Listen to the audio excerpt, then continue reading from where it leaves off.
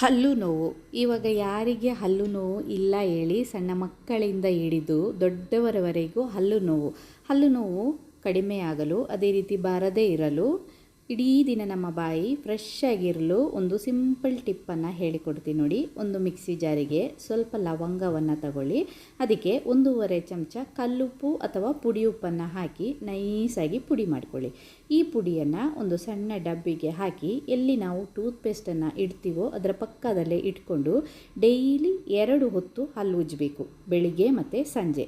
ಹಲ್ಲು ಉಜ್ಜುವಾಗ ಯಾವ ಟೂತ್ಪೇಸ್ಟ್ ನಾವು ಯೂಸ್ ಮಾಡ್ತೀವೋ ಅದೇ ಟೂತ್ಪೇಸ್ಟನ್ನು ನಮ್ಮ ಬ್ರಷ್ಷಿಗೆ ತಗೊಂಡು ಅದರೊಟ್ಟಿಗೆ ನಾವು ಪುಡಿ ಮಾಡಿಟ್ಟಿರುವಂತಹ ಈ ಉಪ್ಪು ಮತ್ತು ಲವಂಗ ಇದೆಯಲ್ಲ, ಸ್ವಲ್ಪ ಆ ಪೇಸ್ಟ್ ಮೇಲೆ ಇದೇ ರೀತಿ ಆ ಪುಡಿಯನ್ನು ಸಹ ಸೇರಿಸಿ ಹಲ್ಲು ಉಜ್ಜಿದ್ರೆ ಹಲ್ಲು ನೋವು ಬೇಗ ಕಮ್ಮಿ ಆಗುತ್ತೆ ಮತ್ತು ಬರೋದು ಕಮ್ಮಿ ಆಗುತ್ತೆ. ಇಡೀ ದಿನ ನಮ್ಮದು ಬಾಯಿ ಒಳ್ಳೆ ಫ್ರೆಶ್ ಆಗಿರುತ್ತೆ.